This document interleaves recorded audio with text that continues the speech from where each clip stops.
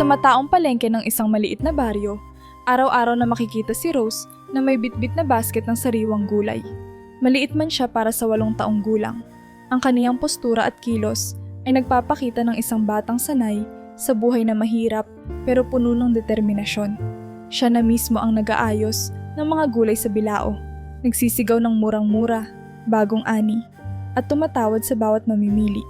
Ang kanyang malalaking mata ay laging alerto, nagmamasid kung sino ang maaaring bumili sa kanya, at ang kanyang boses ay laging matikas, hindi nagpapaawat sa mas matanda at mas malalaking mga tindero sa palengke. "Magkano itong sitaw, iha?" Tanong ng isang ale na may dalang bayong. "20 po ang isang pile," sagot ni Rose habang maingat na isinilid ang mga sitaw sa plastik. "Bagong bunot po iyan ng lolo ko kaninang umaga." 20? Aba, sa kabila, 17 lang. Ngumiti si Rose pero hindi siya natinag. "Maganda po ang ani namin ngayon, ale. Siguradong matamis at sariwa. Kung gusto niyo po, tikman niyo muna." Napangiti ang ale, kumuha ng ilang piraso at umalis na may ngiti sa labi. Isa na namang mamimili ang bumalik sa kanyang bilao, nagdala ng kaunting kita para sa araw na iyon. Ang mga gulay na dinadala ni Rose araw-araw ay hindi simpleng produkto lamang. Ang mga iyon ay bunga ng matinding sipag at tiyaga ng kanyang lolo't lola. Si Ka Enrico, ang kanyang lolo, ay dating magbubukid sa malalayong bukirin bago tumira sa baryo.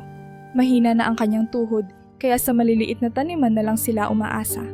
Si Aling Tasing naman, ang kanyang lola, ang siyang nag-aalaga ng tanim at nag-aasikaso ng mga halaman. Araw-araw, magkasamang gumigising ng maaga ang mag-asawa upang magtanim, magbunot ng damo at mag-ani ng gulay. Sila rin ang nagtuturo kay Rose kung paano suriin ang kalidad ng mga ani. Malaking tulong si Rose sa kanila dahil bagamat bata pa siya, handang-handa na siyang tumulong para maitawid ang kanilang kabuhayan. "Rose, nak," sabi ni Ka Enrico isang umaga habang iniaabot ang kaunting perang kinita nila sa magdamag. "Ingatan mo ang benta mo sa palengke, ha. Huwag kang magpapatakot kahit kanino." "Opo, lolo," ang masiglang sagot ng bata. Agad niyang isinuot ang kanyang maliit na tsinelas at dinampot ang basket na puno ng sariwang kamatis, talong at sitaw. Habang naglalakad, ramdam niya ang init ng araw sa kanyang batok. Pero sanay na siya rito. Hindi siya bumabagal, hindi siya umaangal. Para sa kanya, ang bawat araw sa palengke ay isang hamon na kailangang harapin, isang responsibilidad na kailangang gampanan. Ang lansangan, sa kakulangan ng pagkakataong mag-aral, ang naging paaralan ni Rose. Dito siya natutong magkwenta ng benta, magdiskarte sa pagtatawad, at umintindi ng iba't ibang ugali ng tao. "Naku, mataray ang alin na iyon," wika niya minsan sa kanyang sarili habang palihim na umiwas sa isang kilalang masungit na mamimili. "Dapat pala kahapon pa ako nagbenta sa kabilang pwesto." Habang tumatagal, natutunan niyang kilalanin ang ugali ng bawat tindero at mamimili. Sino ang madaling kausap, sino ang kailangan ng dagdag ng ngiti para mahikayat bumili, at sino ang dapat bigyan ng kaunting dagdag para sa pangmatagalang customer. "Bata, ang mahal ng ampalaya mo, ah," sabi ng isang lalaking namimili habang nagkakamot ng ulo. "Hindi po," sagot ni Rose na walang pag-aalinlangan.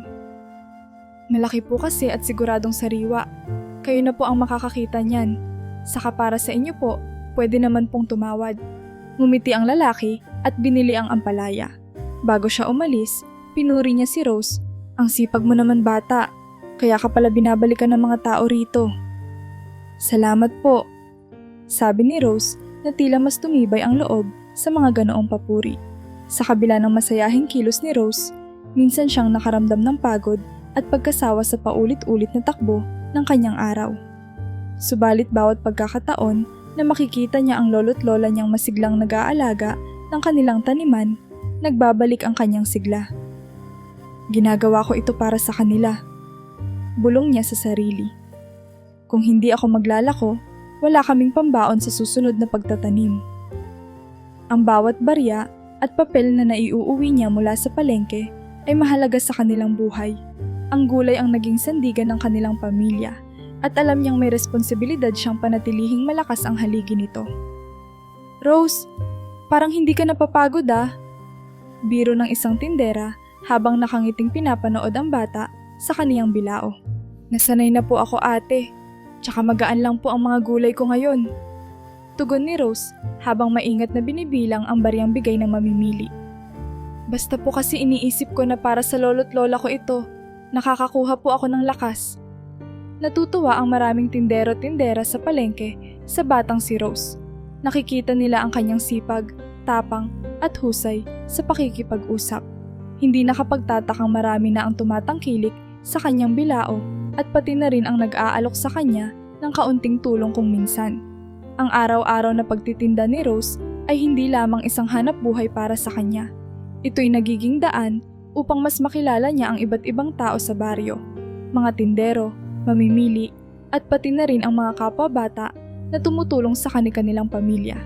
Nakikita niya ang iba't ibang kwento ng bawat isa. Ang isang tindero na nagpapaaral ng 3 anak, ang isang mamimiling matanda na bumibili ng gulay para sa kanyang asawa, at ang mga batang tulad niya na naghahanap buhay din upang makatulong sa kanilang pamilya. Sa bawat araw na lumilipas, lalong tumitibay ang karakter ni Rose. Bagamat bata pa siya, natututo na siyang harapin ang mga hamon sa buhay, maging mapagpasensya sa mahihirap na tao at magpasalamat sa maliliit na biyaya. Ang mga gulay na dala niya araw-araw ay hindi lang paninda. Ito rin ay simbolo ng kanyang lakas, pangarap at pag-asa. Sa kabila ng kanyang murang edad, nagiging inspirasyon si Rose sa mga tao sa baryo at nagiging simula ito ng mas maraming kwento na magpapabago sa kanyang buhay. Tuwing gabi, habang tahimik na nag-aayos si Rose ng kanyang mga paninda para sa kinabukasan, hindi maalis sa kanyang isipan ang katanungang matagal nang gumugulo sa kanya. Nasaan kaya ang kanyang mga magulang? Bata pa lamang siya ay naririnig na niya mula sa kanyang mga kalaro kung paano sila inihahatid at sinusundo ng kanilang mga magulang mula sa paaralan, kung paano sila ginagabayan sa kanilang mga aralin. Ngunit sa kanyang kaso, ang mga alaala ng kanyang mga magulang ay malabo, halos parang isang panaginip na mahirap balikan. Minsan, habang nagbabalot ng mga sitaw, napatingin siya sa kanyang lolo na naglalagay ng patuka sa manukan. Lumapit siya at binati ito ng isang matamis na ngiti. Lolo, nasaan po ba talaga sina nanay at tatay? Tanong niya na puno ng pag-asa sa boses. Biglang natigilan si Ka Enrico. Humugot ito ng malalim na buntong hininga bago sumagot. Abala sila sa trabaho, iha. Ginagawa nila ang lahat para sa'yo. Subalit hindi iyon sapat na sagot para kay Rose. Sa murang edad, nararamdaman niyang tila may kulang. Bakit hindi man lang sila nagpapakita? Bakit tila kay tagal bago siya muling makakita ng isang larawan o makarinig ng balita tungkol sa kanila? Habang iniabot niya ang isang balde ng patuka, tinanong niyang muli. Ano po ba ang trabaho nila, Lolo? Bakit po hindi sila umuuwi kahit minsan lang? Malayo ang lugar na pinagtatrabahuhan nila. Sagot ni Ka Enrico na tila iniiwas ang tingin. Agad siyang bumalik sa pagtatrabaho, tinapos ang pag-aasikaso sa mga manok at tahimik na lumakad papasok ng bahay. Sa loob ng kanilang maliit na kubo, si Aling Tasing naman ang kaniyang nilapitan. Nakaupo ang matanda sa maliit na papag habang tinatahi ang isang sirang damit. Nilapitan siya ni Rose at umupo sa tabi. Lola, bakit po parang hindi niyo gustong pag-usapan sina nanay at tatay? Diretsong tanong ng bata. Ngumiti si Aling Tasing pero halata ang pag-iwas sa tanong. Ang dami pa nating kailangang asikasuhin, Rose. Hayaan mo't darating din ang tamang panahon para malaman mo ang sagot. Pero Lola, kahit konti lang po, para hindi na po ako nagtataka. Hinaplos ni Aling Tasing ang buhok ni Rose at walang sinabing iba pa. Sa halip, sinimulan niyang kantahin ang paboritong lalabay ni Rose mula pagkabata, na parang sinasabi niyang, tama na ang tanong, matulog ka na lang. Habang nagkukunwari siyang natutulog, hindi maiwasan ni Rose na magtanong sa sarili. Bakit tila may itinatago ang kanyang mga lolo't lola? Ano ang dahilan kung bakit parang ang bawat tanong niya tungkol sa mga magulang ay tinatakpan ng ibang usapan? Sa mga ganitong sandali, pakiramdam niya ay hindi siya kasing espesyal tulad ng ibang mga bata na may mga magulang na palaging nariyan. Ramdam niya ang pagmamahal ng kanyang lolo't lola, pero hindi iyon sapat para punan ang kawalan ng kasagutan sa isang napakahalagang bahagi ng kanyang pagkatao. Isang gabi, habang nakahiga siya sa papag na may manipis na banig, narinig niyang nag-uusap ang kanyang lolo't lola sa kabila ng kurtinang nagdi-divide ng kanilang bahay. Tahimik siyang nakikinig, pilit inaabot ang kanilang usapan. Hindi natin pwedeng sabihin kay Rose, masyadong bata pa siya para malaman ang totoo. Ani ni Ka Enrico na may mabigat na tinig. Pero habang tumatagal, lalo siyang magtatanong, hindi natin maitatago ito habang buhay. Sagot ni Aling Tasing, kapag nalaman niya, baka lalo lang siyang masaktan. Hayaan mo na muna siyang maghintay. Hindi maipaliwanag ni Rose ang kanyang nararamdaman. May gustong sumabog na damdamin sa kanyang dibdib, pero pinilit niyang manatiling tahimik. Ayaw niyang malaman ng kanyang lolo't lola na narinig niya ang kanilang pag-uusap. Ngunit mula sa gabing iyon, mas lalong naging malinaw sa kanya na may mas malalim na dahilan kung bakit wala ang kanyang mga magulang. Sa kabila ng kanyang pagdududa, nanatili ang respeto ni Rose sa kanyang lolo't lola. Alam niyang mahal na mahal siya ng mga ito at ginagawa ang lahat para sa kanya. Hindi niya kayang magalit sa kanila, pero hindi rin niya kayang kalimutan ang kanyang mga tanong. Kaya tuwing gabi, bago siya matulog, nanalangin siya ng tahimik. Sana, dumating ang araw na malaman ko ang sagot. Bulong niya sa sarili. Sana makita ko na sina nanay at tatay. Habang patuloy ang kanyang paglalako sa palengke, naging bahagi ng kanyang araw-araw na buhay ang tahimik na pag-aasam. Habang nagtitimbang ng gulay, iniisip niya kung kamukha ba niya ang kanyang nanay. Habang nag-aabot ng sukli, tinatanong niya sa sarili kung may kapareho ba siyang ugali sa kanyang tatay. Ang bawat masayahing mukha ng mga pamilyang nakakasalamuha niya ay tila nagsisilbing paalala na siya ay may puwang sa kanyang puso na naghahanap ng kasagutan. Ang mga tanong ni Rose tungkol sa kanyang mga magulang ay nanatiling lihim na bahagi ng kanyang buhay. Hindi niya ito ibinabahagi sa kanyang mga kalaro, ni sa mga mamimili. Sa kabila ng kabigatan sa kanyang dibdib, pinanatili niyang masayahin ang kanyang anyo sa harap ng ibang tao. Ngunit sa loob-loob niya, patuloy siyang naghahanap. Umaasang balang araw ay makikita niya ang sagot sa mga tanong na iyon. Sa kabila ng lahat, isang bagay ang malinaw.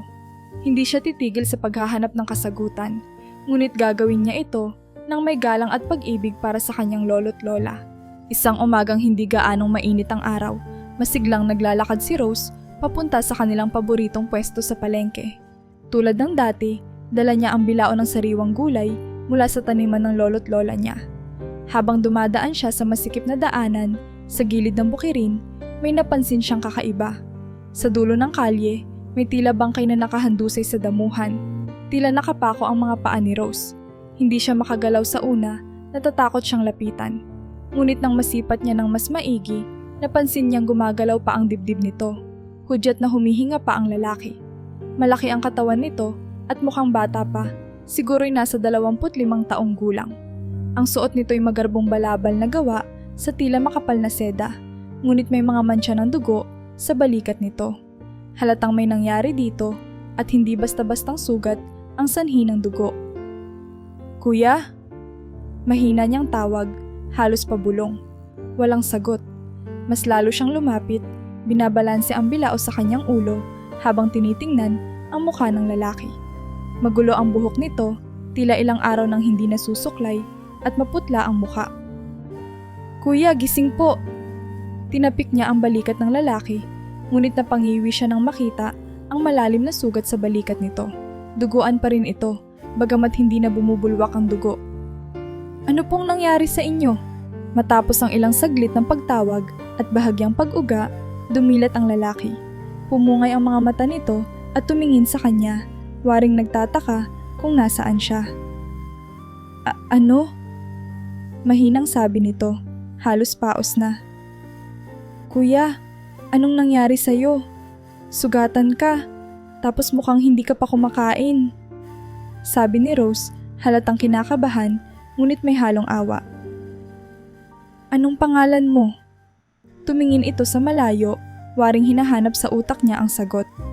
Sa huli, Binalingan siya ng lalaki at bumulong. Kalin, Kalin ang pangalan ko. Hindi na nagdalawang isip si Rose. Kahit takot siyang may makakita sa kanila sa ganoong kalagayan, inisip niyang hindi pwedeng iwan ang lalaki roon. Halika, tutulungan kita. Iuuwi kita sa amin para magamot yung sugat mo. Sabi niya habang iniangat ang isang kamay ng lalaki at iniakbay ito sa kanyang balikat. Maliit ang katawan ni Rose kumpara sa lalaki, pero buong lakas niya itong tinulungan makatayo. Habang iniakay niya ito pauwi, ramdam niya ang bigat ng katawan ng lalaki at may halong kaba na baka mahuli siya ng mga taong maaaring may kinalaman sa sugat nito. Pagdating sa kanilang bahay, agad niyang tinawag ang lolo't lola niya. Lolo, Lola, may dinala po ako. Lumitaw sa pinto si Ka Enrico, halatang nagtataka. Kasunod niya si Aling Tasing na bitbit ang kanyang tsinelas at halatang naalimpungatan mula sa maagang pamamahinga. Ano yan, Rose? Tanong ni Ka Enrico, kunot noo habang tinatanaw ang sugatang lalaki. Lolo, nakita ko po siya sa daan. Sugatan po siya at hindi ko siya kayang iwan doon. Paliwanag ni Rose. Ang pangalan po niya ay Kalin.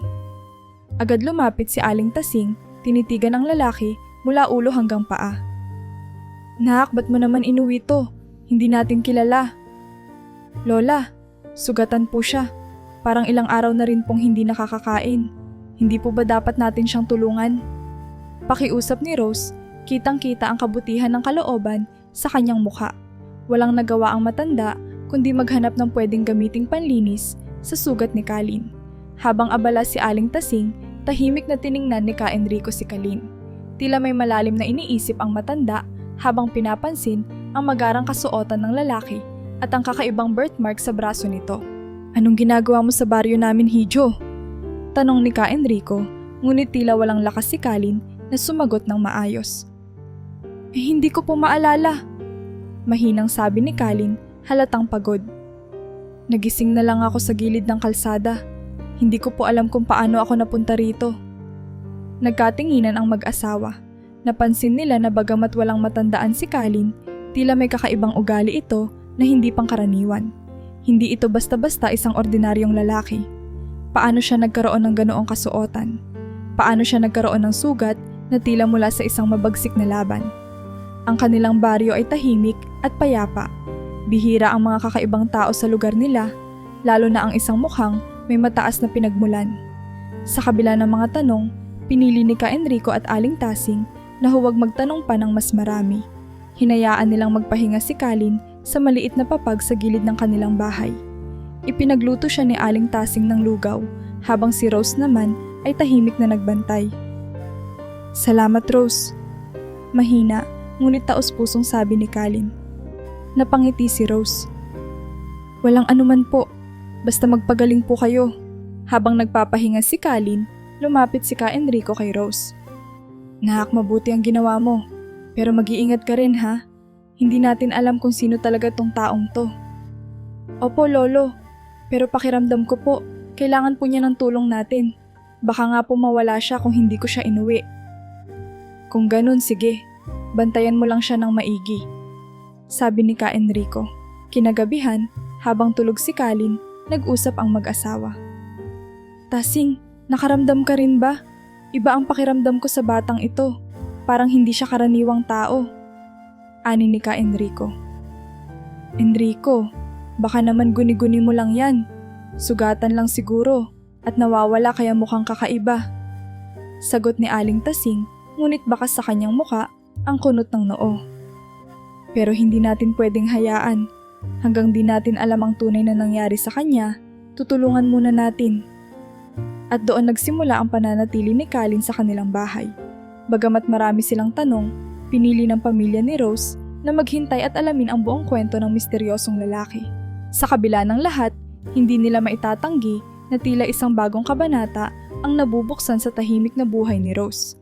Isang kabanatang magdadala ng sagot sa matagal na niyang hinahanap. Makalipas ang ilang araw, mula nang mahanap ni Rose si Kalin sa kalsada, unti-unting nagbalik ang lakas ng binata. Bagamat hindi pa ganap na magaling ang sugat sa kanyang balikat, nagpapakita na ito ng sigla at lakas na nakapagpapagaan ng gawain sa bahay ni Rose. Sa tuwing maglalako si Rose ng gulay, palaging naroon si Colin upang tumulong magbuhat ng bilao, umalalay sa mga mabibigat na basket, at kung minsan pa'y magsabi kung paano maibebenta ng mas mabilis ang mga paninda. "Rose, subukan mo kayang ilagay itong mga kamatis sa harap," sabi ni Colin habang maingat na inaayos ang bilao. "Mas mapapansin agad ng mga tao ang mga mapupula." "Talaga po?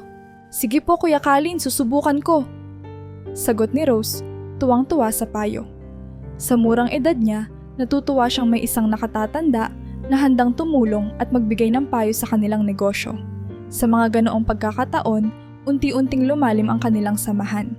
Sa likod ng bawat masayang paglalako, palaging may banayad na tanong si Rose. Sino nga ba talaga si Colin? Minsan, habang nag-aayos ng mga kalabasa sa kanilang pwesto, napansin ni Colin na may ilang tindera sa paligid na tila palihim na tumitingin sa kanya. Kapag napapatingin siya, bigla silang bumabaling ng tingin o nagkukunwaring abala sa kanilang ginagawa. Napaisip siya. "Rose," tanong niya, "palagi ba akong tinatanaw ng mga tao dito? Parang kanina pa sila patingin-tingin sa akin." Napabuntong hininga si Rose. "Hindi ko rin po alam kuya. Baka napansin lang nila na bago ka rito. Tahimik po kasi talaga ang baryo namin at bihira ang dumadaan na hindi kilala." "Siguro nga," sagot ni Colin, bagamat may bahid ng pag-aalala sa kanyang boses. Napansin niyang tila may kakaibang tensyon sa paligid. Parang may alam ang mga tao tungkol sa kanya, ngunit hindi nila masabi ng diretsahan. Habang lumilipas ang araw, unti-unting napansin ni Colin na may ilang tao sa baryo na tila kilala siya. Isang beses, habang naglalakad sila ni Rose pauwi mula sa palengke, may isang matandang lalaki na hindi tumigil sa pagtitig sa kanya. "Naku, nakikita mo ba yung matanda, Rose?" tanong ni Colin. "Si Ka Ruben po?" "Oo, kilala po namin siya. Dati po siyang manggagawa sa hasyenda," sagot ni Rose. Biglang lumapit si Colin sa matanda. "Manong, may naaalala po ba kayo sa akin?" tanong niya. Ngunit umiling lang si Ka Ruben, sabay talikod at mabilis na umalis. "Manong!" sigaw ni Colin, ngunit hindi siya nilingon. "Rose, may hindi tama. Alam ko na kilala niya ako." Tumango si Rose, halatang may pag-aalala rin. "Bakit kaya ayaw po nilang magsalita? Parang natatakot sila." Lumipas pa ang ilang araw, ngunit hindi nawala ang palaisipan. Habang tumutulong si Colin sa bukid ng lolo't lola ni Rose, biglang may dumating na grupo ng mga ngalakal mula sa bayan. Dumaan sila sa harap ng taniman at hindi maiwasang mapatingin kay Colin.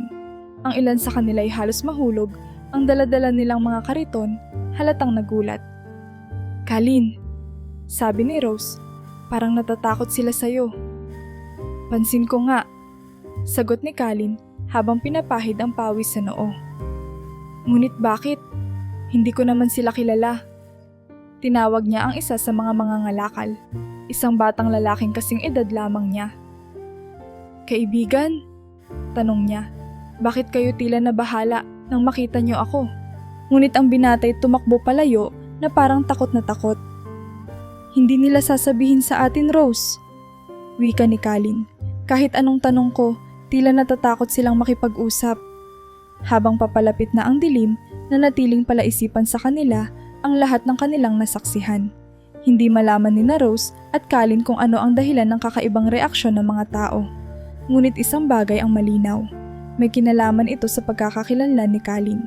Sa bawat taong lumalayo, sa bawat mata na palihim na tumititig at biglang babaling ng tingin, mas lalong lumalaki ang hinala nilang may itinatagong kwento sa likod ng pagkatao ni Colin. "Kuya," tanong ni Rose isang gabi habang sila'y naguhugas ng plato. "Hindi po ba kayo natatakot? Hindi natin alam kung sino po talaga kayo." "Kinakabahan din ako, Rose," sagot ni Colin. "Ngunit gusto kong malaman ang totoo. Parang hindi ko mapapalampas ito." "Siguro po, darating din ang araw na may magsasabi ng totoo," ani ni Rose. "Basta po, nandito lang ako para tumulong sa inyo." Napangiti si Colin sa kanyang sinabi. "Salamat, Rose," Sana nga'y hindi tayo masyadong magtagal sa paghahanap ng sagot. Ngunit habang tumatagal, mas lalong lumalabo ang kanilang mga tanong. Sa kabila ng pagsisikap ni Colin at Rose na alamin ang katotohanan, walang makapagbigay ng diretsong sagot. Ang bawat pagtatangka nilang magtanong ay nauuwi sa katahimikan o mabilis na pagtanggi. Sa kabila ng lahat, nagpatuloy sila. Naging mas determinado si Colin na tuklasin kung sino siya, at si Rose naman ay nanatiling tapat na tumutulong sa kanya. Sa mga sandaling ito, alam nilang hindi nila maaaring iwan ang isa't isa, sapagkat ang sagot na hinahanap nila ay maaaring magbigay linaw hindi lamang kay Colin, kundi pati na rin sa hinanakit na matagal nang iniinda ni Rose. Nang sumapit ang gabi, matapos ang araw ng pagtitinda at pag-aalaga ng kanilang mga tanim, naupo si Rose sa labas ng kanilang kubo. Sa kabila ng kapayapaan ng paligid, gumugulo sa kanyang isipan ang hindi maipaliwanag na presensya ni Colin. Hanggang ngayon ay hindi pa rin nila natutukoy ang pinanggalingan nito, at wala siyang ideya kung bakit may mga tao sa baryo na parang nag-aalangan tuwing nakikita ang lalaki. Habang iniisip ito, narinig niya ang mahihinang boses mula sa kabilang bahay.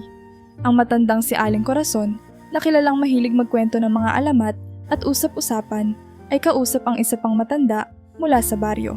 Tahimik na lumapit si Rose at nagkubli sa gilid ng bakod, maingat na hindi sila marinig. "Alam mo, may narinig ako sa bayan nung nakaraang linggo," ani Aling Corazon. "Anong narinig mo?"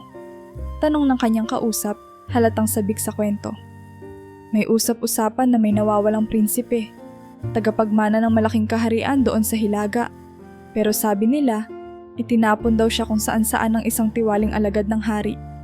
Ang sabi pa, may tanda daw siya, isang birthmark na hugis araw sa kanang braso." "Birthmark na hugis araw? Sigurado ka ba dyan?" "Oo, yun ang sabi nila. Pero hanggang ngayon, wala pa raw nakakakita uli sa prinsipe. Malay natin kung buhay pa siya." Napatigil si Rose sa narinig. Hindi niya maipaliwanag, pero parang may koneksyon sa pagitan ng kwentong iyon at kay Colin. Ang kasuotan nito noong una nilang makita ay magarbo. Ang asal nito ay parang sanay sa mas maginhawang buhay. Idagdag pa ang kakaibang takot na nararamdaman ng ilan tuwing makikita ito sa baryo. Sa isip ni Rose, may posibilidad na baka si Colin nga ang prinsipe na sinasabi ng mga matanda. Kinabukasan, hindi mapakali si Rose habang tinutulungan si Colin magdala ng mga gulay. Gusto niyang suriin ang braso ng lalaki, pero nag-aalangan siyang magtanong ng direkta. Sa wakas, hindi na siya nakapagpigil. "Colin," mahina niyang sabi, tinutok ang tingin sa braso nito.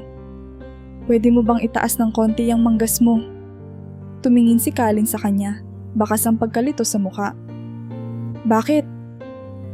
"Gusto ko lang makita yung sa braso mo," paliwanag ni Rose. Hindi niya masabi ng diretso, pero sapat na ang kanyang boses para ipakita na seryoso siya. Nag-aalinlangan man, itininaas ni Colin ang manggas ng kanyang damit. Doon nakita ni Rose ang birthmark, isang malinaw na hugis na raw na tila inukit sa balat nito, parang simbolo na hindi maitatanggi. "Colin," mahinang sabi ni Rose, halos hindi makapaniwala. Ikaw nga siguro yung nawawalang prinsipe." Nagulat si Colin. "Prinsipe? Anong sinasabi mo, Rose?" "Ito kasi, may kwento akong narinig kagabi tungkol sa nawawalang prinsipe na itinapon sa malayong lugar. May birthmark daw siya na hugis araw at iyon ang tanda niya. Colin, siguro kaya hindi mo maalala kung sino ka. Dahil ikaw nga ang prinsipe." Umiling si Colin, waring hindi kayang tanggapin agad ang narinig. "Hindi ko maalala ang sinasabi mo. Wala akong natatandaan tungkol sa kaharian o pagiging prinsipe." "Pero," patuloy ni Rose, "isipin mo, bakit magarbo ang kasuotan mo noong nakita kita? Bakit parang takot ang mga tao sa baryo tuwing makikita ka nila? At ito, ang birthmark mo, hindi ba't lahat ng iyon ay nagsasabi na ikaw nga iyon?" Tumahimik si Colin. Halatang naguguluhan siya, pero hindi maikakaila na may bahagi sa kanya na nagtatanong din. Ano nga ba ang ibig sabihin ng lahat ng ito? Maaari bang siya nga ang nawawalang prinsipe na sinasabi ni Rose?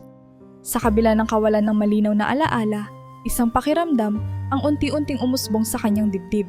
Isang pakiramdam ng pagkakakilanlan na parang matagal nang nakalimutan. Kung totoo ang sinasabi mo, ani ni Kalin, paano natin mapapatunayan? Hindi ko pa alam, sagot ni Rose. Pero dapat nating malaman. Kung ikaw nga ang prinsipe, kailangan nating alamin kung paano ka napunta rito.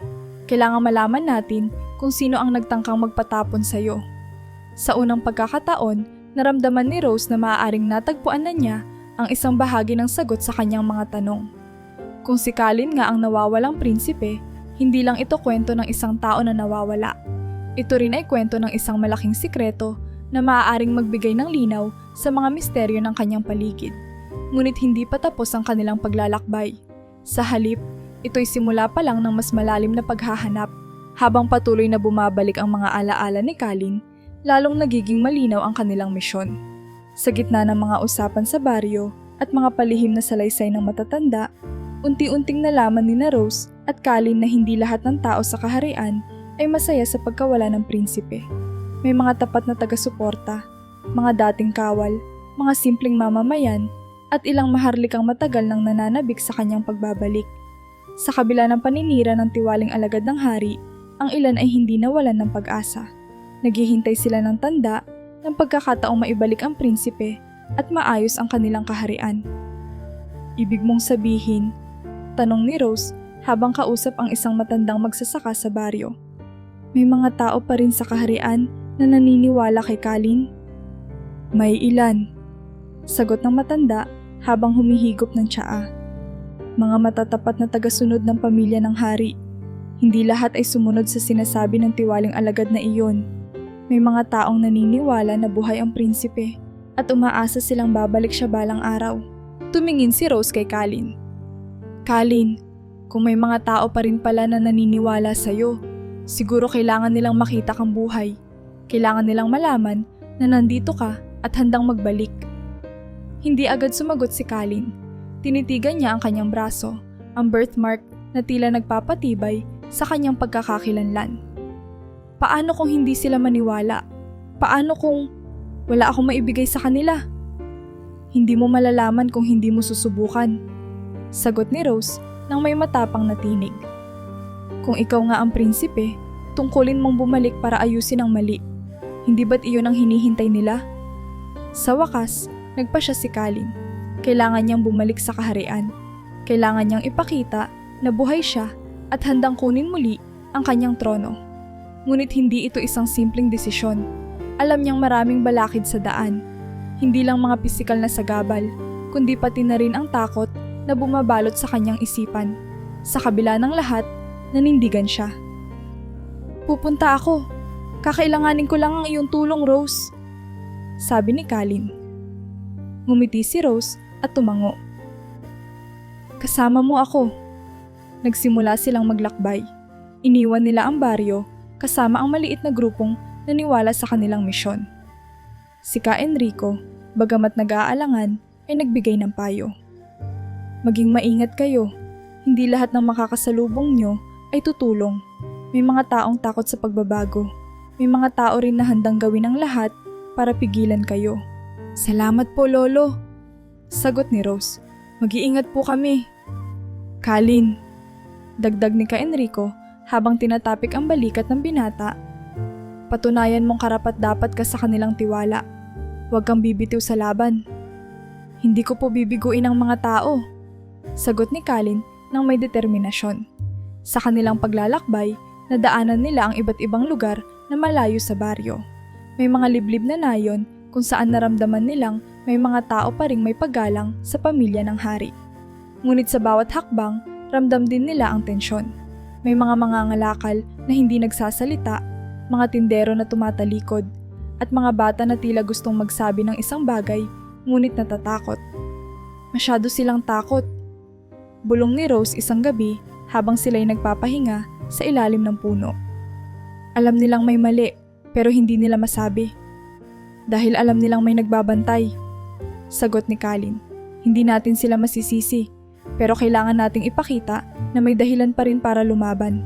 Nang malapit na sila sa hangganan ng kaharian, lalong tumindi ang mga balakid. May mga grupo ng kalalakihan na tila mga bayarang tauhan, nagbabantay sa mga lansangan at humaharang sa mga naglalakbay. Ilang beses na kinailangan nilang umikot at dumaan sa mas masikip na daan para hindi mahuli.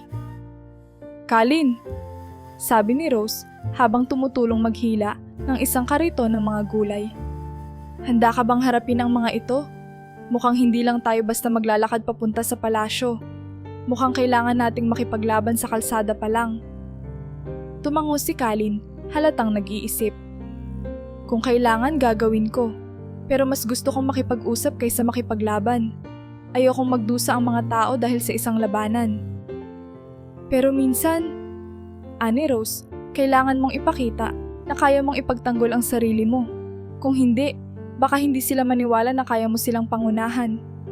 Habang papalapit sila sa kaharian, naging mas malinaw ang hamon na kanilang kinakaharap. Hindi lamang nila kailangang kumbinsihin ang mga tao na bumalik si Kalin. Kailangan din nilang patunayan na karapat-dapat siyang maging pinuno. Ang bawat hakbang ay nagiging mas mabigat, ngunit sa bawat araw ay mas tumitibay ang kanilang loob. Para kay Kalin, ito na ang simula ng kanyang tungkulin. At para kay Rose, ito ang katuparan ng paghahanap ng kasagutan.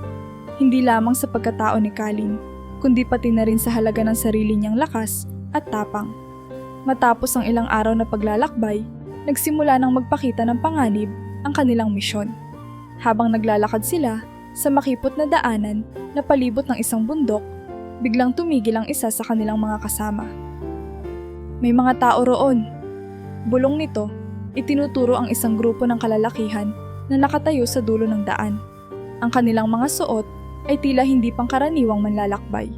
Mabilis na napansin ni Rose at Kalin na may dalang mga sandata ang ilan sa kanila at mukhang wala silang balak palampasin ang sinuman.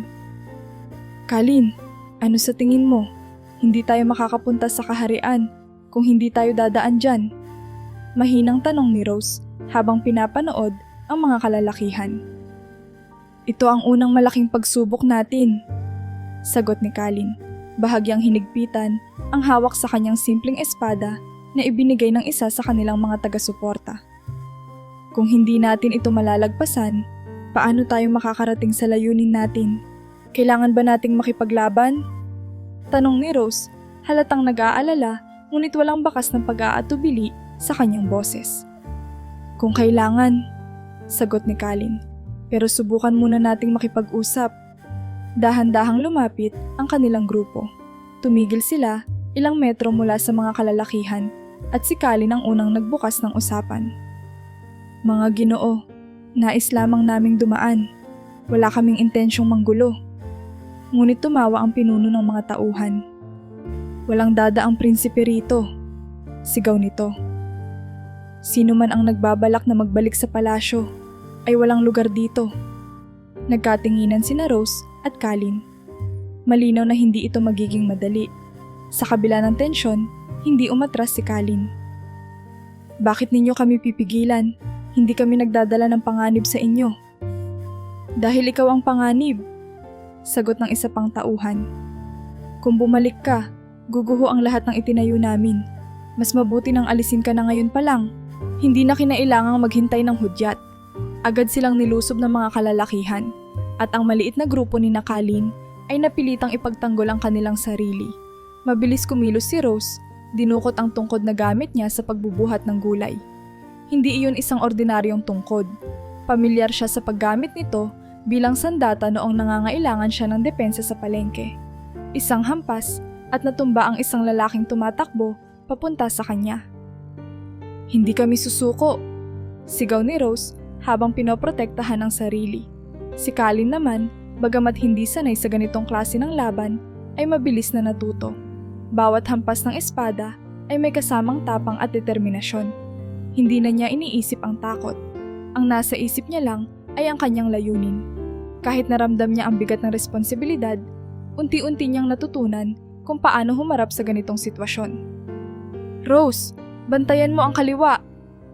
sigaw ni Kalin habang hinarang ang isang paparating na atake. "Huwag kang bibitiw!" "Hindi ako bibitiw!" sagot ni Rose. Pinapakita ang tapang na natutunan niya mula sa lahat ng karanasan sa lansangan. Hindi siya ordinaryong bata na madaling susuko. Bawat galaw niya ay puno ng kumpiyansa. At sa kabila ng kanyang edad, naging inspirasyon siya sa kanilang grupo. Habang nagtatagal ang laban, naging malinaw kung gaano kahalaga ang kanilang misyon. Hindi ito isang simpleng pagbabalik sa kaharian.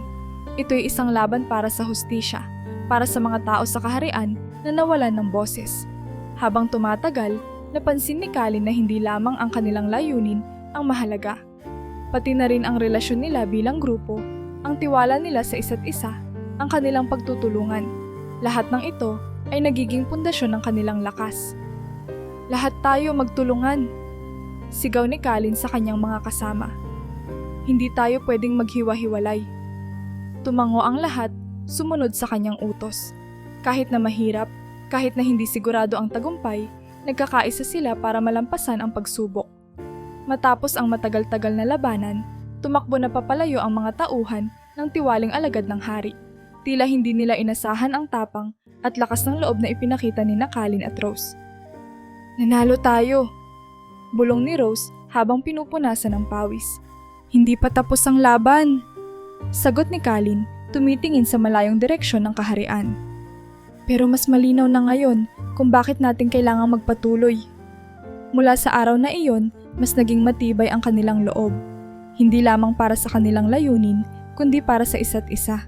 Sa bawat hakbang, sa bawat hamon, nagiging mas malalim ang kahalagahan ng kanilang misyon. Hindi na ito tungkol lamang sa isang prinsipe na bumabalik sa trono. Ito na ang kwento ng isang grupo ng tao na handang magsakripisyo para sa katarungan at para sa kinabukasan ng kanilang bayan. Nang marating nila ang palasyo, ramdam ni Kalin ang bigat ng bawat hakbang. Sa loob ng mga matatayog na pader at magagarang bulwagan nito, nadama niya ang tensyon sa paligid. Hindi ito ang palasyo na natatandaan niya. Kung ano man ang nakaraan niyang alaala dito, ang lahat ng iyon ay tila napalitan ng malamig at maitim na anino ng pagtataksil.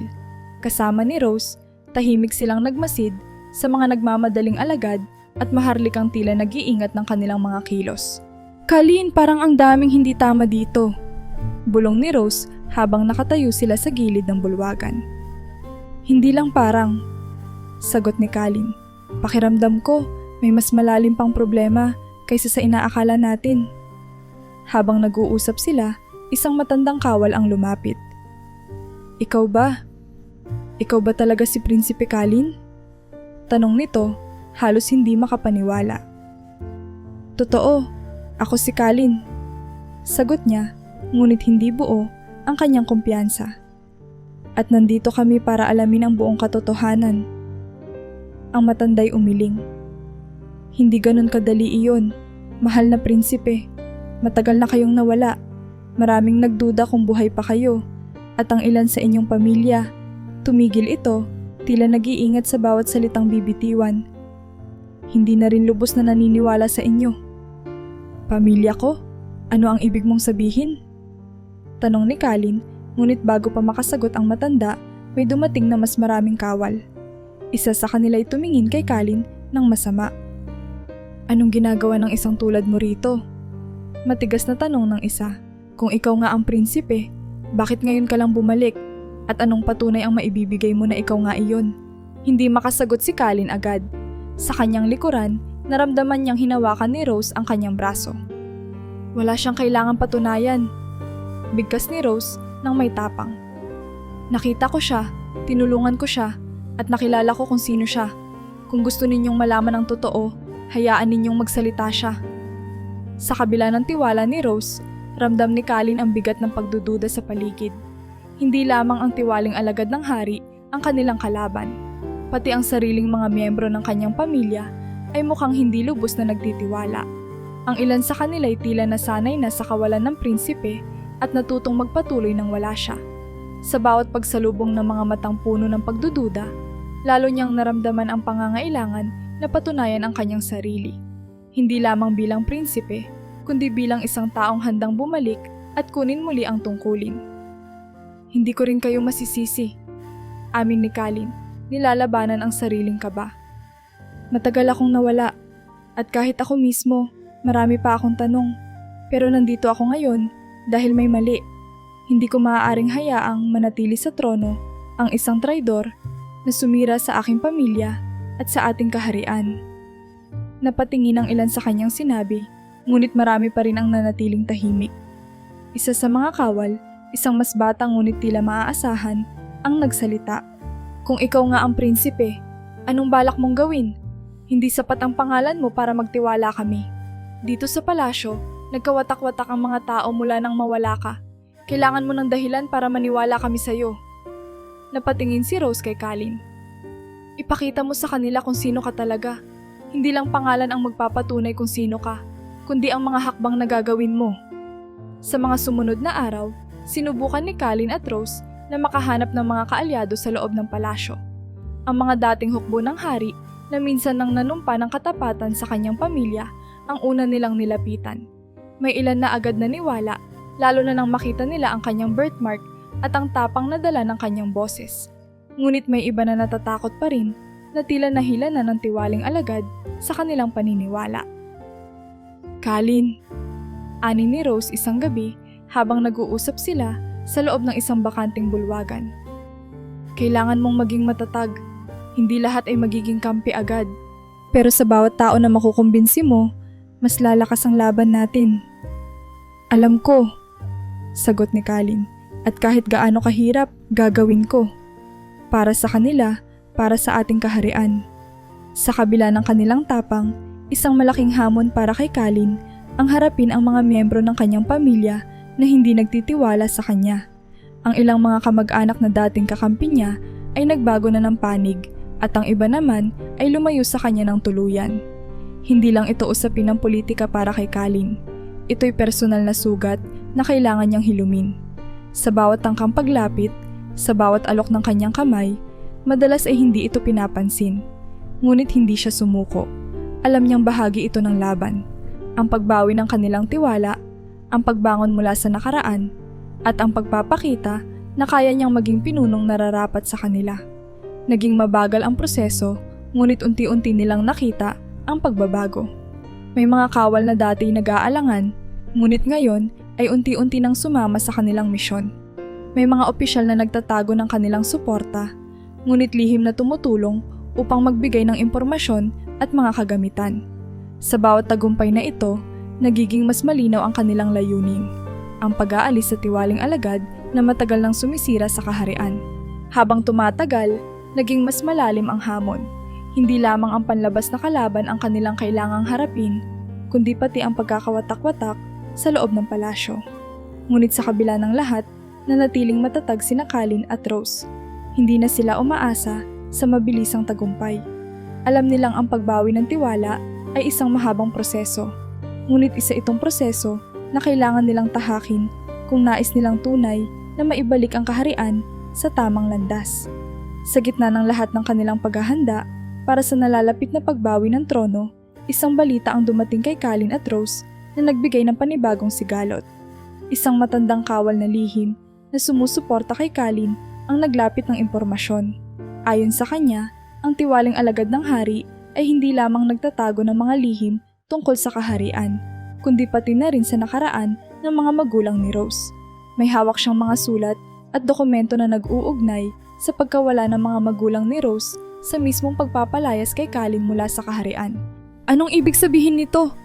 Tanong ni Rose habang hawak ang isang lumang sulat na sinasabing galing sa tiwaling alagad. Ang sulat na iyon, bagamat hindi malinaw ang lahat, ay tila nagbabadya na maaaring nagkasundo ang kanyang mga magulang at ang tiwaling alagad para ilayo siya sa kaharian. Rose, hindi ko rin alam, sagot ni Kalin, halatang naguguluhan din. Pero mukhang matagal nang may kinalaman ang alagad na iyon sa mga nangyari sa iyong pamilya. Baka kaya ka napunta sa baryo dahil sa mga plano niya. Paano kung totoo ang sinasabi ng sulat na ito? Tanong ni Rose, halatang natataranta. Paano kung hindi talaga sila umalis dahil lang sa trabaho? Paano kung kasabwat sila? Hindi malaman ni Kalin kung paano sasagutin si Rose. Sa kabila ng kanilang matatag na samahan, nararamdaman niyang may umuusbong na tensyon sa pagitan nila. Ang impormasyon ay tila naging matinding hamon sa tiwala ni Rose sa kanyang sariling pamilya at sa tiwala niya kay Kalin. Habang mas lumalalim ang usapin, lalong lumalabo kung sino ang tunay na kaalyado at kaaway. "Rose, mahalaga ka sa laban na ito," sabi ni Colin sa wakas. "Hindi ko alam ang buong kwento, pero ang sigurado ako, wala kang kasalanan. Ang gusto kong malaman natin ay ang katotohanan. Ang dahilan kung bakit napunta ka sa baryo at kung paano ito konektado sa lahat ng nangyayari ngayon. Pero hindi natin yun malalaman kung susuko tayo. Kung hindi ako kasalanan, bakit parang kailangan kong pumili?" Sagot ni Rose, nanginginig ang boses. "Dapat ba akong tumigil sa pagtulong sa'yo at hanapin ang pamilya ko? O dapat ko bang kalimutan sila para lang suportahan ka?" "Hindi ko hinihingi na kalimutan mo ang pamilya mo," ani Colin. "Ang gusto ko lang ay magtulungan pa rin tayo. Alam kong mahirap ang sitwasyon na ito, pero kailangan nating magtiwala sa isa't isa." Nagdaan ang mga araw at ang tensyon sa pagitan nila ay hindi agad nawala. Madalas na tahimik si Rose, malalim ang iniisip, habang si Colin naman ay pilit na nagpapatuloy sa pagpaplano kasama ang mga kaalyado. Ang mga dating magaan na usapan nila ay naging mabigat, puno ng hindi binibigkas na katanungan. Sa kabila nito, hindi sila tuluyang naghiwalay ng landas. May parte kay Rose na hindi pa rin kayang iwan si Colin, lalo't nakita na niya kung gaano ito kaseryoso sa kanyang misyon. Gayun din, ramdam ni Colin na hindi magiging buo ang laban kung wala si Rose sa kanyang tabi. Isang gabi, habang nakaupo sa ilalim ng mga bituin, nag-usap muli sina Colin at Rose. "Rose," simula ni Colin, "alam kong mahirap ito para sa'yo. At kung pipiliin mong hanapin ang pamilya mo, maiintindihan ko." Hindi agad sumagot si Rose. Sa halip, tinitigan niya ang malayo, sa direksyon kung saan marahil naroon ang kasagutan sa kanyang mga tanong. Sa huli, huminga siya ng malalim at nagsabi, "Hindi ako aalis, Colin, pero hihilingin ko lang sa'yo na tulungan mo rin akong malaman ang tungkol sa pamilya ko kapag tapos na ang lahat ng ito. Ayoko ng puro tanong, gusto ko na ng sagot." "Pangako," tugon ni Colin. "Hahanapin natin ang kasagutan, pero sa ngayon, magtulungan muna tayo para sa kaharian." Napatingin si Rose kay Colin. Sa mga mata nito ay nakita niya ang tiwala, ang tapang at ang layunin. "Sige, hindi kita iiwan." Muli silang nagkaisa, ngunit mas malakas na ngayon ang kanilang samahan. Ang desisyon ni Rose na manatili ay hindi naging madali. Ngunit sa huli, pinili niyang ipagpatuloy ang laban. Alam niyang bahagi ng pag-alam ng katotohanan ay ang pananatili sa tabi ng taong nangangailangan ng kanyang tulong. Gayun din, si Colin ay natutong pahalagahan ang tiwala ng isang kaibigan na kahit maraming tanong ay nanatili pa rin sa kanyang tabi. Nang nagpatuloy ang kanilang paghahanda, mas naging matindi ang hamon. Alam nila na ang susunod na yugto ay magdadala ng pinakamalaking labanan sa kanilang buhay. Ngunit sa kabila ng lahat, handa silang harapin ito. Hindi bilang magkahiwalay na individual, kundi bilang magkaibigan na nagpasya na magsama sa kabila ng lahat ng hirap at tanong. Dumating ang araw na kanilang pinakahihintay. Sa loob ng palasyo, tahimik na nagtipon-tipon ang mga tapat na sundalong handang sumuporta kay Colin. Kasama niya si Rose, ang batang nagsilbing inspirasyon sa marami sa kabila ng kanyang murang edad. Ang balak nila ay patalsikin ang tiwaling alagad ng hari mula sa kanyang posisyon at sa wakas, ibalik ang kapayapaan at hustisya sa kaharian. Nang makita nila ang mga sundalong nakapila sa bulwagan, nagbigay si Colin ng maikling talumpati. "Hindi ko nais na magdala ng karahasan," wika niya. "Ngunit hindi rin natin pwedeng hayaan na manatili ang kasamaan sa ating pamahalaan. Hindi ako narito upang magsimula ng digmaan. Narito ako upang wakasan ang katiwalian at upang makapagsimula muli para sa ating lahat." Napatango ang mga sundalo. Kahit na maraming taon ang nakalipas, simula nang mawala si Colin, hindi nawala ang kanilang respeto sa pangalan ng kanyang pamilya. "Magkakasama nating babaguhin ang ating kaharian," dagdag ni Colin, "at magsisimula iyon ngayon." Sa pagpasok nila sa trono, agad silang sinalubong ng hukbo ng tiwaling alagad. Tumindig si Colin sa unahan ng kanyang mga sundalo, hawak ang kanyang espada, ngunit bago pa man magsimula ang sagupaan, lumapit si Rose sa kanya. "Colin, huwag kang mag-atubiling ipakita kung sino ka. Alam kong may mga nagdududa pa rin, pero kapag nakita nila ang tapang mo, maniniwala sila. Napatingin si Colin kay Rose. Sa kabila ng mga pagsubok na kanilang pinagdaanan, nanatili itong matatag. Salamat, Rose. Sagot niya. Hindi ko ito magagawa kung wala ka. Nagsimula ang labanan. Sa bawat palo ng espada, sa bawat sigaw ng mga sundalo, ramdam ni Colin ang bigat ng responsibilidad. Hindi lamang ito simpleng alitan sa pagitan ng dalawang panig. Ito ang laban para sa kanyang pagkakakilanlan, para sa kanyang pamilya at para sa kaharian. Si Rose naman ay hindi nagpaiwan. Gumamit siya ng mga taktika upang iligaw ang mga kalaban at iligtas ang mga nasusugatan nilang kakampi. Kahit maliit, nagawa niyang magsilbing mata at taingan ng kanilang grupo, tumutulong sa pagpaplano ng mga hakbang.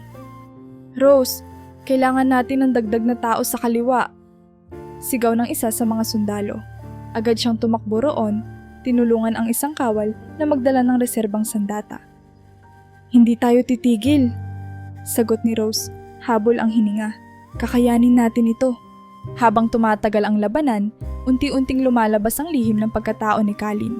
Habang lumalapit siya sa trono, biglang huminto ang ilan sa mga kalaban nilang sundalo. Nakita nila ang birthmark sa kanyang braso, na natuklasan nila mula sa matagal ng kwento ng pamilya ng hari. Ang hugis araw na marka na minsay kinutya ng tiwaling alagad bilang simpleng alamat ay nagsilbing patunay na siya nga ang prinsipe. Ang marka, bulong ng isa sa mga kawal ng kalaban. Siya nga. Sa harap ng kanilang mga mata, nagtipon ang lakas ng loob ni Colin at nagsimulang magsalita. Ako si Colin, anak ng tunay na hari. Alam kong marami sa inyo ang nagdududa. Alam kong mahirap paniwalaan. Ngunit ito ang katotohanan. Ako ang nararapat na mamuno, hindi ang taong nagtaksil sa aking pamilya. Napalingon ng ilan, napaisip. Ang mga kwentong dati tinatago ay biglang naging malinaw. Ang dati maling impormasyon ay nalinawan at ang tiwaling alagad ay biglang nagmukhang isang huwad sa harap ng buong hukbo. Sa tulong ng mga tapat na sundalo, tuluyang napasok ni Colin at Rose ang trono. Ang tiwaling alagad, bagamat desperadong ipagtanggol ang kanyang posisyon, ay hindi na nanalo sa labanan. Napatalsik siya mula sa kanyang kapangyarihan at ang mga loyalista niya ay sumuko na rin. Sa wakas, ang gulo at panlilinlang na matagal nang naghari sa kaharian ay natapos. Colin, wika ni Rose habang pinapanood ang mga nalalabing kalaban na tumatakbo. Nagtagumpay tayo. Hindi pa tapos. Sagot ni Colin, ngunit may ngiti sa kanyang labi. Ngunit nagsimula na tayo. Ang huling yugto ng sagupaan ay nagbukas ng panibagong simula para sa kaharian. Hindi ito perpekto at alam nilang maraming trabaho ang kailangan nilang gawin. Ngunit ang mahalaga na wala na ang huwad na lider at muling nagkaroon ng pagkakataon ang kaharian na maghilom at muling bumangon. Sa puso ni Colin, alam niyang nagtagumpay sila hindi dahil sa kanya lang, kundi dahil sa pagtutulungan ng bawat taong naniwala at lumaban para sa tama. At sa tabi niya, si Rose, na sa kabila ng kanyang murang edad, ay nagsilbing inspirasyon sa lahat. Hindi naging madali ang muling pag-ahon ng kaharian mula sa mga sugat na iniwan ng tiwaling alagad. Ngunit sa pagbabalik ni Colin, unti-unting sumilay ang liwanag sa bawat sulok ng kanilang lupain. Ngayon, bilang kinikilalang prinsipe at bagong pinuno, siya ang naging sentro ng bagong simula. Hindi nagtagal, ang dating mga takot na bumalot sa mga mamamayan ay napalitan ng pag-asa. Ang mga lansangan na dati tahimik dahil sa takot ay napuno ng tunog ng sigawan at tawanan. Mga tao ay nagtitipon para ipagdiwang ang muling pagbalik ng tunay na tagapagmana ng trono. Isang araw matapos ang tagumpay sa palasyo, si Colin ay lumabas sa harapan ng mga tao sa pangunahing plaza. Ang kanyang tinig, bagamat pagod mula sa labanan, ay malakas at puno ng determinasyon. Narito ako hindi para maghari sa inyo, kundi upang magsilbi. Hindi ko kaya ito ng mag-isa, kaya't hinihingi ko ang inyong tulong, ang inyong suporta. Ang kahariang ito ay sa ating lahat. Napuno ng palakpakan at masigabong hiyawan ng plaza. Ang ilan sa mga mamamayan na dati natatakot na magpakita ay unti-unting lumapit. Tila naniniwala na ngayon ay magbabago na ang takbo ng kanilang pamumuhay. Si Rose, na nanatiling tahimik sa gilid ng entablado, ay tinawag ni Colin. Rose, anya. Ang tagumpay na ito ay hindi dahil lamang sa akin. Malaking bahagi nito ay dahil sa tapang mo at sa tiwala mo sa akin. Lumapit ka rito. Nagdalawang isip si Rose. Hindi siya sanay sa atensyon ng maraming tao. Ngunit sa pagtulak ni Colin at sa mga masiglang sigaw ng mga tao, humakbang siya paakyat. Salamat sa iyo, Colin. Mahina niyang sinabi nang makalapit siya sa prinsipe. Ngunit ang ginawa ko ay simpleng tulong lang. Hindi ko ito magagawa kung hindi ka naniwala sa sarili mo. Rose, ani ni Colin.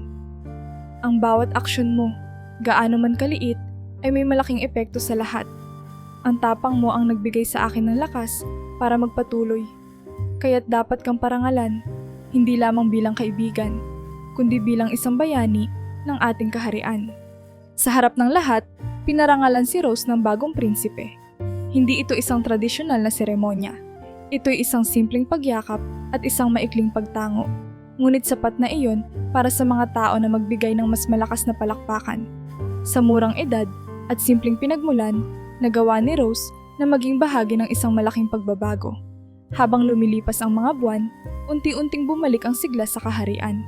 Nagsimula si Colin sa mga proyektong pangkabuhayan. Ang mga dating tiwangwang na taniman ay muling nabuhay. Nagpatayo sila ng mga bagong istruktura para sa kalakalan at edukasyon. Ang mga taong dating takot magsalita ay muling nagkaroon ng boses. Sa kabila ng mga hamon, ang kaharian ay unti-unting naghilom.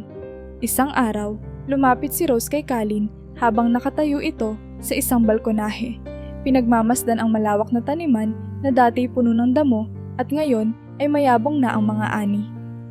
Colin, napakaganda ng pagbabago dito. Sabi ni Rose, tila manghang-mangha sa lahat ng nangyari.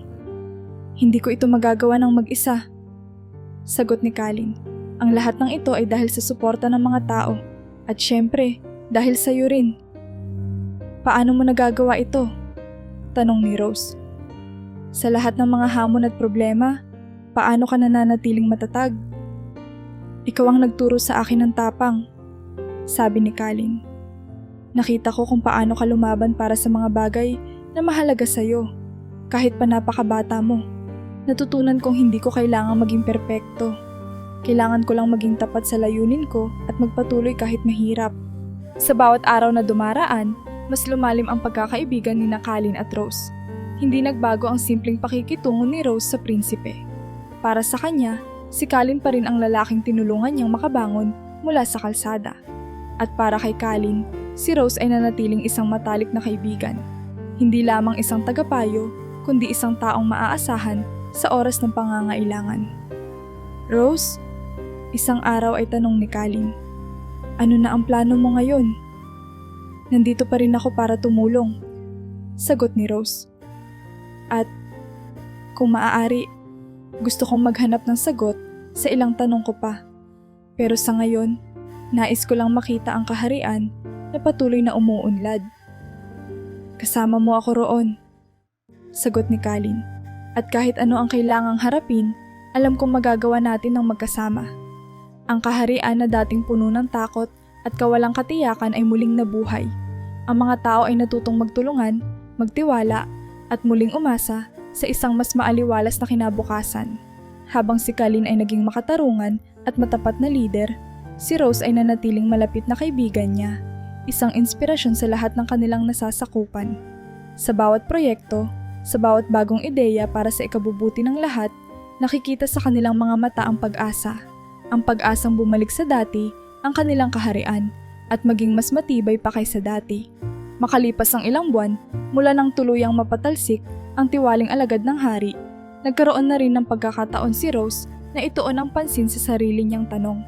Ang tanong na matagal nang bumabagabag sa kanya. Nasaan nga ba ang kanyang mga magulang?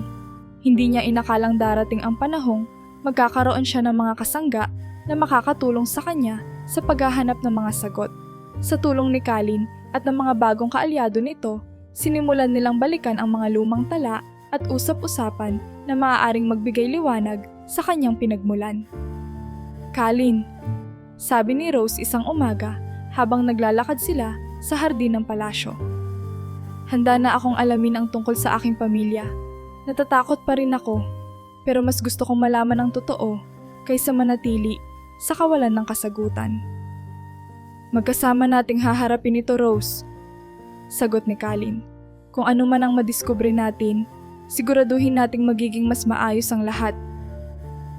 Isang araw, natagpuan nila ang isang lumang tagapaglingkod na minsang nagsilbi sa pamilya ni Rose.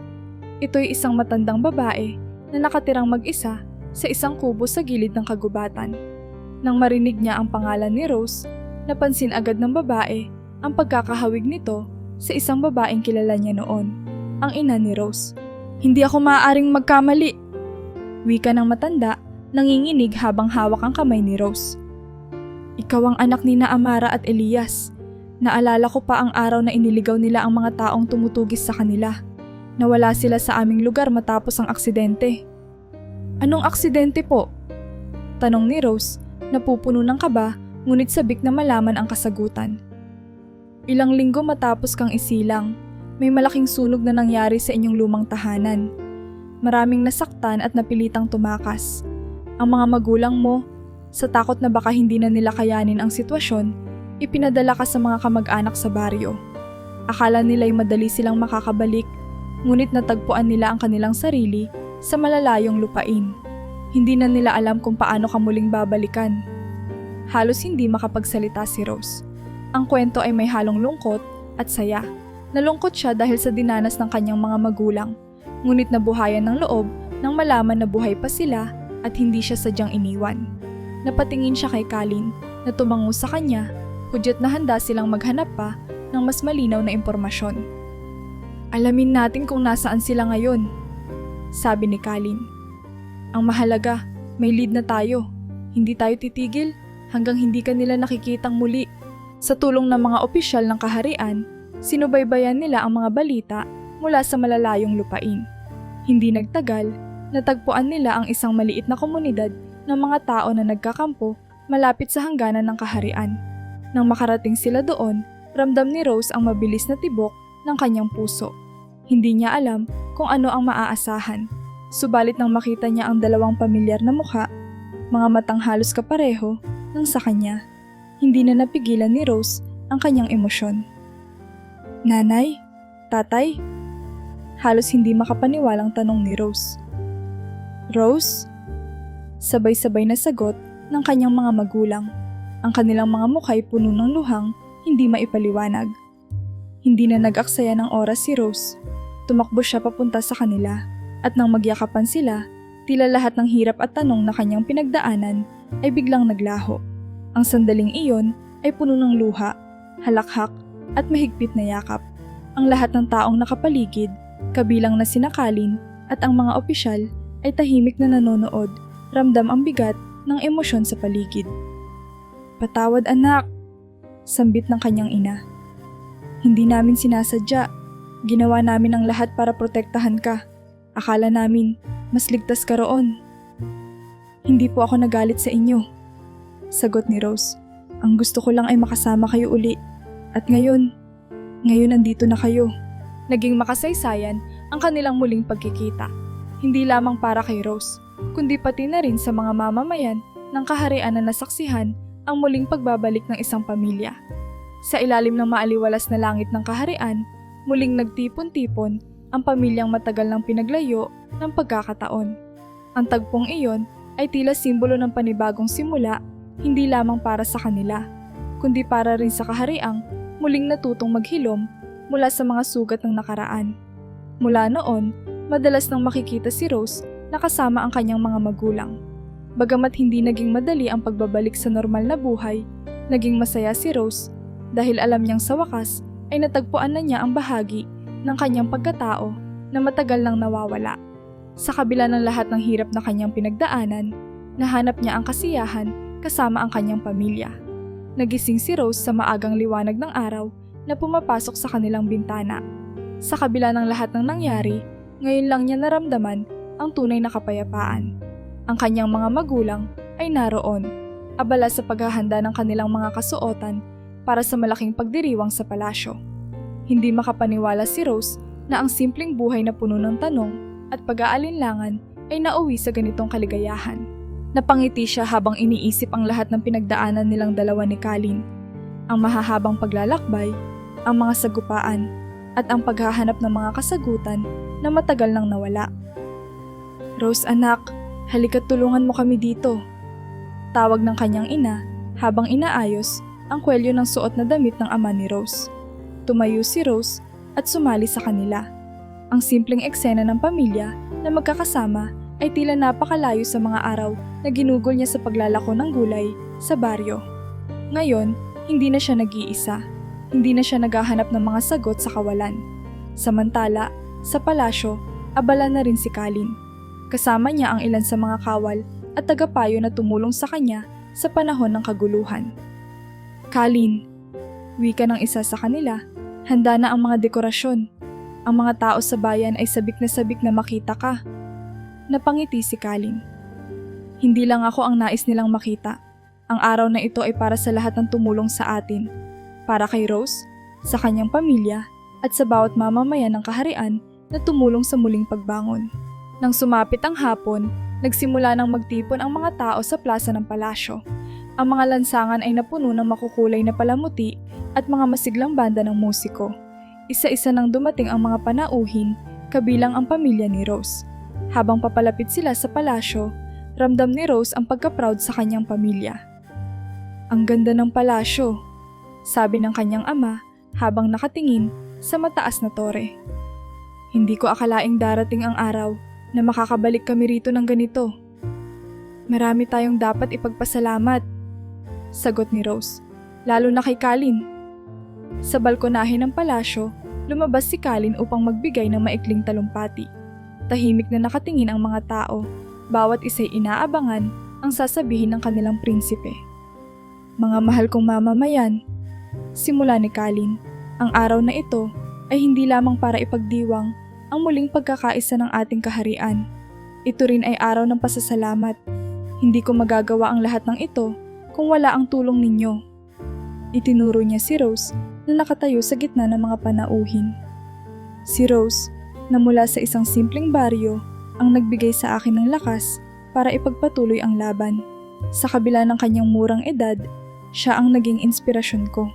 At hindi lamang siya, kayo rin, ang bawat isa sa inyo na nanindigan para sa ating bayan. Kayo ang dahilan kung bakit natin narating ang araw na ito. Nagpalakpakan ng mga tao. Sa kanilang mga mukha, makikita ang tuwa at pag-asa. Para sa marami sa kanila, ang kaharian ay muling nagkaroon ng ilaw, ng direksyon. At para kay Rose, ang mga salitang iyon ni Colleen ay nagpatibay pa ng kanilang pagkakaibigan. Sa kabila ng lahat, hindi niya kailanman inasahan na siya ang magiging bahagi ng ganitong pagbabago. Ngunit narito siya ngayon, hindi lamang bilang isang simpleng bata, kundi bilang isang taong tumulong sa muling pagbubuo ng kanilang bayan. Pagkatapos ng talumpati, sinimulan ang malaking handaan. Ang buong palasyo ay napuno ng masasarap na pagkain, musika at mga kwento ng tagumpay. Si Rose, kasama ang kanyang pamilya, ay pinaupo sa isang espesyal na mesa malapit kay Colleen. "Hindi ko akalain na dadating ang araw na makakaupo tayo sa ganito," sabi ng ina ni Rose habang tinitingnan ang mga magagarang pagkain sa harap nila. "Hindi rin po," sagot ni Rose, "pero ang mahalaga ay magkasama tayo ngayon." Habang nagpapatuloy ang selebrasyon, lumapit si Colleen kay Rose. "Alam kong hindi magiging madali ang lahat ng susunod na taon," sabi ni Colleen. "Marami pa tayong kailangang ayusin, pero alam kong kakayanin natin." "Hindi na ako natatakot," sagot ni Rose, tinitingnan ang kaibigan na minsang naligaw sa kalsada. "Kung napagtagumpayan natin ang lahat ng iyon, sigurado akong kaya nating harapin ang kahit ano." Tumingin si Colleen sa kanyang paligid. Ang mga tao ay masaya, ang palasyo ay puno ng buhay, at ang kaharian ay muling naging lugar ng pag-asa. "Salamat, Rose," wika niya. "Hindi ko magagawa ito nang wala ka." "Salamat din sa'yo," sagot ni Rose. "Dahil sa'yo, natagpuan ko ang pamilyang matagal ko nang hinahanap." Sa mga sumunod na oras, nagtuloy-tuloy ang kasiyahan. Ang bawat tao ay nagdiwang, nagkwentuhan, at nagpasalamat sa tagumpay na kanilang nakamit. Ang kaharian ay muling naging masigla, puno ng pag-asa at tiwala sa hinaharap. Para kay Rose, sa wakas ay natagpuan na niya ang kapayapaan at kaligayahan na matagal niyang hinahanap. Sa kabila ng lahat ng hirap at pagsubok, natapos ang kanilang kwento na puno ng pag-asa, pagkakaibigan at tagumpay.